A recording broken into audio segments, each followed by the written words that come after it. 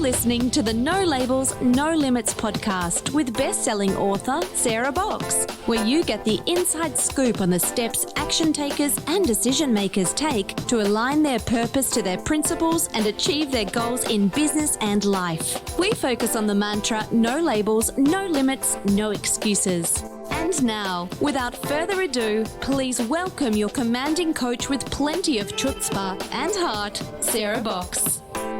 Hey there, everybody. This is Sarah, your host of the No Labels, No Limits podcast.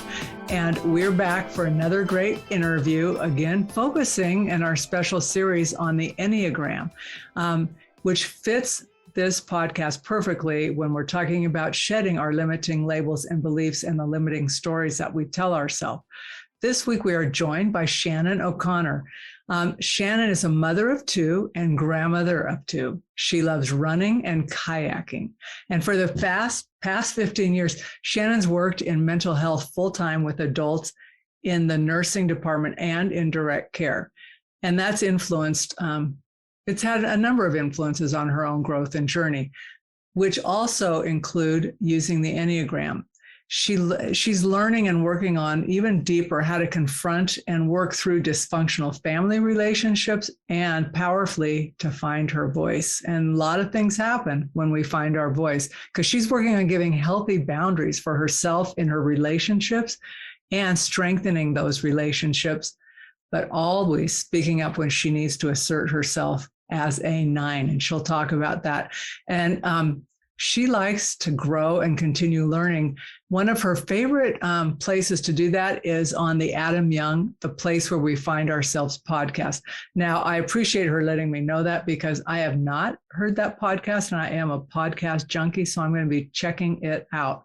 With that, as our short introduction, welcome, Shannon. Hi, thank you. Hey, I'm so glad to have you here. Before we went live, Shannon was telling me she lives in Buffalo, and I was just getting cold talking to her. But anyway, I want to ask you the same question that I ask every guest when we start. And is there something that you do every day that keeps you living true to your own goals and purpose, Shannon, keeps you focused on you? So yeah, there is. I really enjoy being physically active in outdoor activities. So the running, in the summer, I love to kayak. I love hiking, all of those kind of things. I think being outside helps me stay grounded in a lot of different ways. And also my faith in God. I definitely cherish that and have really get a lot of meaning out of my relationship to God. Great. And a question about your kayak. Do you sea kayak or are you lakes kayak? I'm guessing being in New York, you've got I'm like access. 5 minutes from Lake Erie. So I usually, I rent out a storage space where I can just go over and take my kayak out on the lake whenever I want. Sweet. So that's like my favorite thing in the summer. Nice. Well, but Lake Erie, those lakes are big. They can get choppy and windy and stuff. So Absolutely. Yeah. Absolutely. How exciting. Cool. Well, I would like if you would start us off by sharing a bit about your background and your own growth journey to reaching the Enneagram. What was that path? So I had only heard about the Enneagram about 2 years ago, and I couldn't believe how long it had been around, but then I started looking into it more and found out that I could become a coach and get certified with it. And that was something I'd never considered anything, as far as starting a business or anything. And because I'm pretty locked into my position with my job. And so I was realizing that as I learned more about the Enneagram about myself, I was realizing how powerful a tool it is to help other people. And I really, I focused a lot on understanding some of my own weaknesses in that and what that meant, like asserting myself. And for me, it was anger is never okay. I can't assert myself in relationships, and especially within my own family. And I guess I just really struggled my whole life with that. And so I started to delve into that more and kind of spend more time understanding like, okay, how can I change some of those weaknesses in me so that my relationships are stronger with my kids, with my immediate family. And so that's where I was coming from. And my background in with mental illness, working in that environment, I guess it's dawned on me over the years that every single one of us has trauma, whether it's through childhood or in our adulthood. And I realize it's just to varying degrees, but we all learn coping skills because of it. And a lot of the times those are toxic and dysfunctional. So for me, it was this self-discovery of, oh, this is where I kind of got stuck. And there's codependency with, a parent. There's dysfunction within the family roles in my family that I've always been interested in that, but the Enneagram has really helped me understand that on a deeper level. And the podcast that I spoke of, they bring together, he doesn't just deal with the Enneagram, he deals more with trauma-informed care. And for me, that has been like a real like inspiring thing to learn about, because the more I learn about it, the more I realize how powerful a tool that is, along with the Enneagram. So let's kind of talk about those in two separate buckets. Let's stay on the Enneagram for a minute, and then we'll move over and talk about integrating that into the trauma-informed care and where you see the intersections and the benefits of it. So can you share a bit about your type with folks, like just a little more for folks who are going, I know about the Enneagram and the types, but tell me about Shannon's type. So can you give us an overview of your type, your wing, if you know it, and then like some of your core motivations, fears, the things that really you want, your desires, those types of things. Share a little bit more about you. Yeah, sure. So the type 9 is kind of falls under like the peacemaker type. So in other words, that they don't like to be confrontational. They want everyone to be at peace. They want to bring peace to every situation, every relationship. So for me, that means not being very direct or asserting myself when it's needed. And so that's one area where I'm really learning to kind of hone in on that and realize when I'm doing that or not doing it. And so that's one area. Let's see what else about, there's, they talk about the motivations of it. And, again, it's about creating a peaceful environment for the people around me. And for me, it's like, I get fearful when people get really angry or get upset. And I tend to retreat from that also. So that is a struggle for me, I think, all the way through. And I'm 50 years old and I'm like going, I gotta get a handle on some of those areas that I'm struggling with. It's like, I want my relationship with my daughter and my son to be stronger. I want my grandchildren to have the benefits of that. And I've over the years, I've always seen the codependent issues and things within my family. And for myself, and I'm like, I've got to break that cycle for my kids.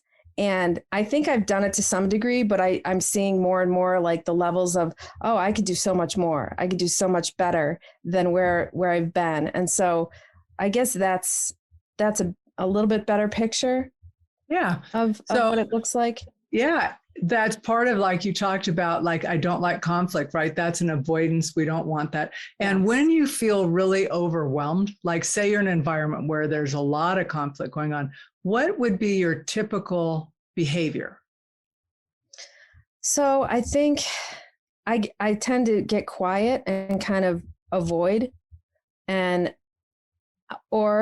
I feel like I have, I guess maybe with family, I might feel like I have a little more ability to speak into a situation, but a lot of times I just retreat. I don't want to get caught up in the drama. And so then I avoid it. I guess that would probably be my first go-to. So that's not uncommon for a 9, mm-hmm. right? So, but you've Yep. been working with that and changing some of that up and setting boundaries and speaking up more. So what were some of the first strategies? You talked about getting deeper now, but when you first started out pushing against that, like, oh, I'm going to make different choices, right? You're reaching to grow yourself. What were some of the first baby steps you took? So for me, again, it's easy to go right to the research end of like reading books and listening to podcasts and trying to learn that from that direction. But also for me, it was working through like a book where it made me journal my thoughts and made me answer tough questions. And for me, that was very, I've done that over the years off and on, but it was really helpful in terms of kind of from the Enneagram perspective. That was the way I did it. And it was like a book that through your Enneagram coach that I had ordered. And it was like a devotional book. And it gave me that framework of like making myself write it down, my thoughts. And so then that's honed these are goals that I need to make for myself, the things that I'm struggling with. So that was kind of the baby steps, the first steps I took. And then what happened after that?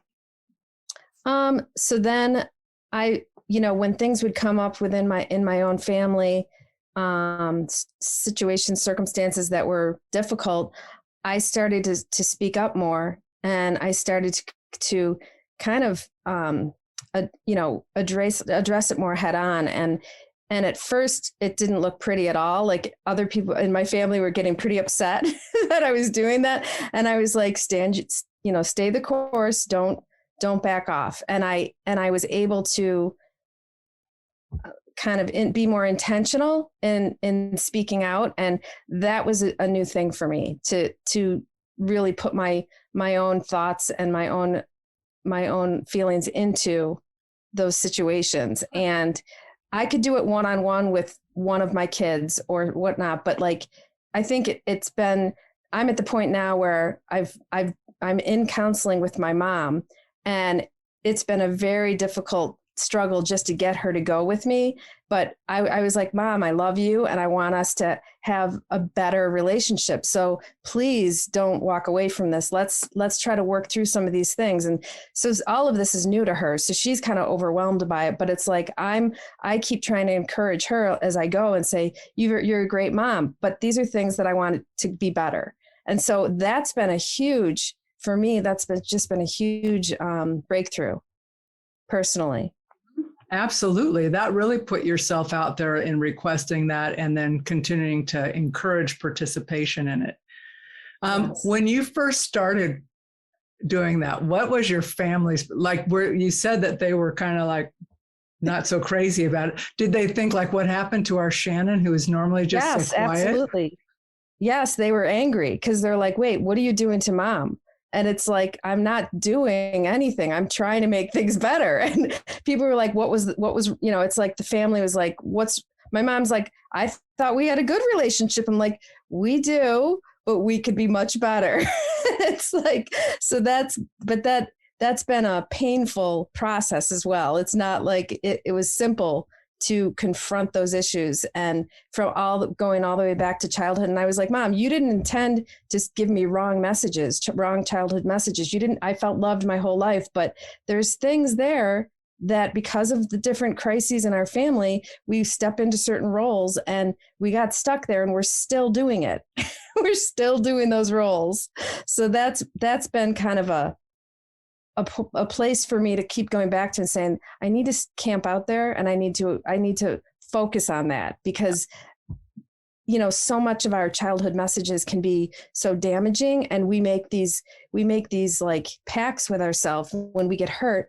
I'll never do that again. I'll never say this again. I'll never reach out again. And it's those kind of things that create how we cope as adults. And we create a narrative, right, about how life is and our role in it. Then we live out that narrative, and we don't question it because it's like a fish in the ocean, right? We're just doing our thing. Yes. But changing our narrative, it's possible. But people do look at you sometimes like, what happened? And it's so uncomfortable when that first starts happening, don't you think?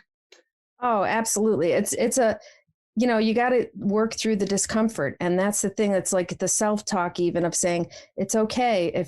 If family members lash out at you, you should expect it. Get ready. Like, don't cave to that disapproval or anger or whatever it is.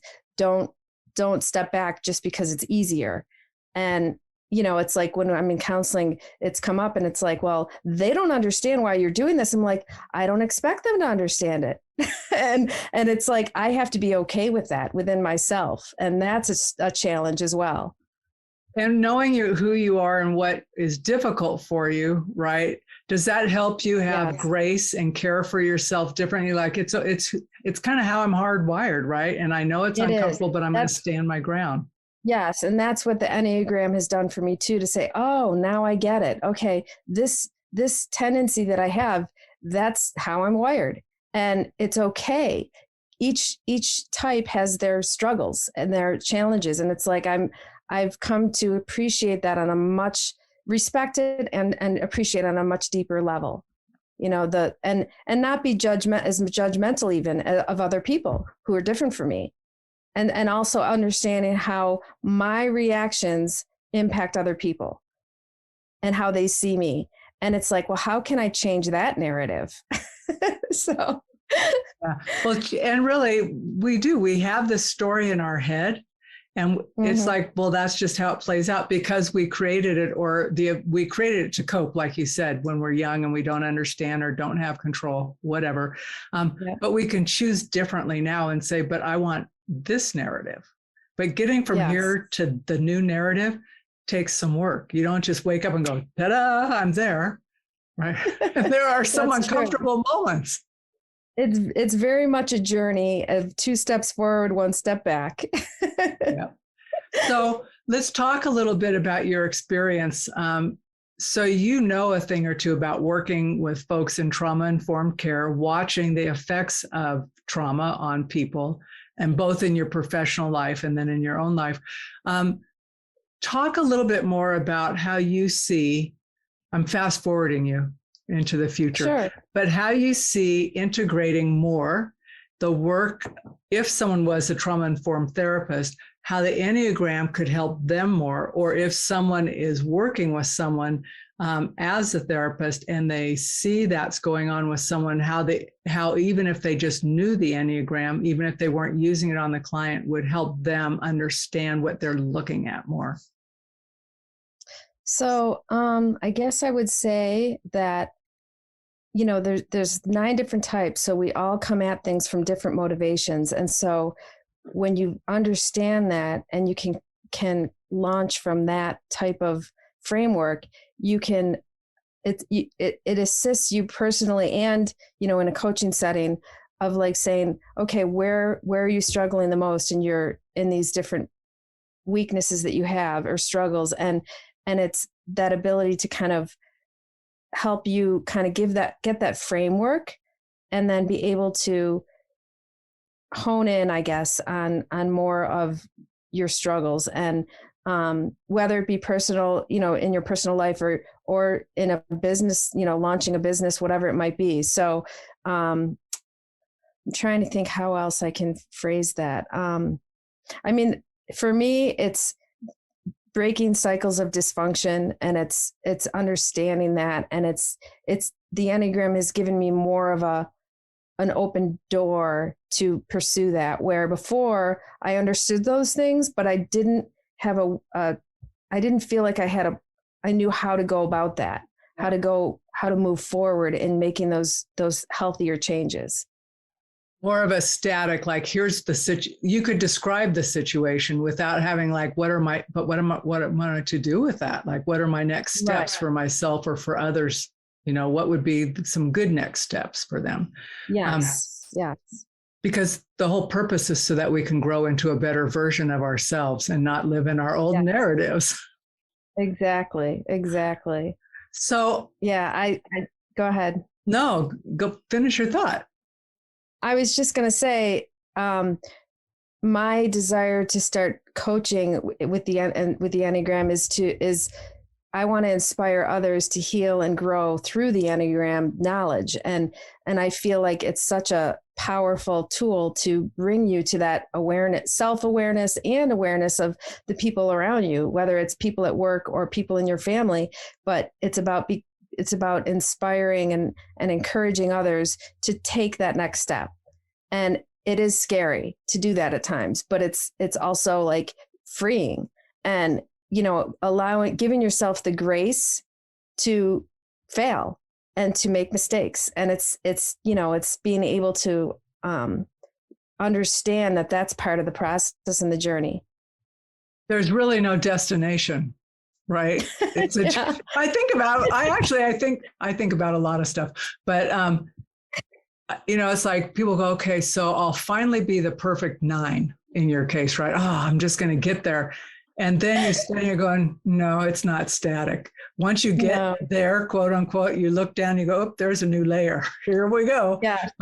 Because there is no endpoint, right? It's a growth that brings you higher and closer in spiritual development, personal development, all of that. Yeah. Would you agree? Absolutely. I think there's so much of that in the process of working through things and self-knowledge and just any kind of growth. It's a struggle, and you have to be up for the challenge. You have to be willing to get hurt and willing to, keep moving forward in that, and allow yourself to fail, and forgive yourself as well. I feel like I've spent, I was divorced, and then I remarried 8 years later and divorced again. And that was an abusive relationship, and it was very challenging for me and my kids, very difficult. And one thing I wanted to share was that for me, going through that, I was overcoming those obstacles over the last 20 years. And so I was trying really hard to say, I'm going to forgive. I'm not going to become bitter from my circumstances. I'm going to become better. I'm not going to allow my disappointments to make me bitter as a person. I want to be that person that people can still come to and feel warmth and feel love and feel compassion through. And so for me, I watched, my kids had to go through their own journey after the divorce of like with the second marriage, where they had to work through their pain. And we kind of were on the outs with each other for off and on for a few years. And it was a very painful time for me of surrendering to God and saying, okay, God, it's in your hands. I can't fix this. And that journey was very hard for me, but it was also freeing. And it's like, I look back on that time, and my son, he was going through counseling while he was still finishing up high school. And this is, a couple of years after my divorce. And he really grew through that, and it launched him into sharing his story publicly, working with the Family Justice Center, which deals with domestic violence. And he became like a platform. He actually spoke in couple different settings where he went to New York City and spoke to the court system, people, judges and lawyers, and shared his story. And it was an incredibly powerful platform to share what they were doing here in Buffalo with the Family Justice Center. And it was an incredible thing. And I can actually say that I watched him and the impact he had on so many people. And I was like, wow, I don't have to sit back and be silent. I can share my story to help other people. So that's like a little snippet of my story. Cause I was like, wow, it really opened a door for me too. Cause I was like, wow, look at the impact he's had. And he's been so courageous in sharing that. And especially as a young man, he was 20, 21 when he was sharing his story. And it was like, people didn't hear young men talk about domestic violence in that way from their perspective. So that was a really powerful thing to watch. Do you have any sense of what his Enneagram type is? Oh, he's a type 9, just like me. I'm a type 9 with a one wing. And I see where both of those come into my personality and my goals. I see how that's really framed, it's really impacted me. So yeah, it's interesting when you start to break it down, what that looks like for each person. It's very interesting to delve into that. But how much more special is that, recognizing that you share some of the same core fears and motivations, and then he can be this inspiring thing for you, just as you want to be with and for others. Absolutely. Absolutely. That's why I felt the need to share that story, because it was a real eye-opening moment for me that my own son that I learned something so powerful through his example. So it was pretty amazing to watch. Well, I can tell when you're sharing that, like, it does lighten you up to just visualize that. And I think we all need those things for us, especially when it's people like you share common things with him. And so there's that thing, like when it's hard for us to stand up for ourselves or to reach out or try something, or, just break an old storyline that doesn't fit. It's good to know, well, they're pretty much like me. Yes, they might be different in these ways. They did it. I can do it. Mm-hmm. Right. Yeah. I want to know, if you met 8-year-old Shannon, maybe you're just walking down the street and there she is, right? And now you know what you know about life experience, but a little even more importantly, who you are as a 9 with a 1 wing. What piece of advice might you give to her that would help smooth her way forward? Assuming that nowhere is a bad place. I mean, you ended up where you are now, right? But what piece of advice might you give her? I think I would say not to be so afraid of people, and to be willing to take a risk and take a chance, and just to recognize, I guess, that, not to be ashamed of who I am, I guess, and be okay, be comfortable in that, and being myself. I think that probably would have helped me a lot to hear those things. Absolutely. And then as you go forward, what are you most excited about with the Enneagram? Are you going to launch formally, do you think? Are you going to hold off for a while, more studying you're doing? What's next for you? I do want to launch it. I don't have an actual deadline or timeline for when I want to start that, but since I'm spending a lot of time in this personal work of like doing some counseling and things, I also want to get coached by another Enneagram coach so I can learn from both perspectives what it looks like. And so I feel like I need to let myself go through that process before I officially launch into coaching. And so I think that would be that kind of goal I have in terms of career. And it's something that I guess I see myself as I get closer to retirement, that I would spend more and more time in the Enneagram coaching. And that's kind of my goal, is to kind of slowly branch out into that and market myself and see where it leads. So that's where I'm coming from with that. Thank you. That is excellent. Well, I want to thank you for being a guest on the No Labels, No Limits podcast, because you've just given some really concrete ways that we can remove some limits, definitely remove the labels, and some inspiration for folks listening. And that's always my goal, is that I know there's at least one or many people will be inspired by your story, maybe the story about your son, who knows? And then they will be brave enough to take a step. And I would also ask that when you decide it's time to go live on your business, that you reach out so we can talk again, because I would love to support you in that effort. Do that. Thank you. I would love to do that. Absolutely. All right. I'll hold you to it. Okay, that's it for this episode, friends. Please, if you know someone who would benefit from Shannon's story, share this episode, rate and review us, follow the podcast on LinkedIn. Just stay connected so that you can meet more great people who are breaking labels and limits so they can live full out in their lives.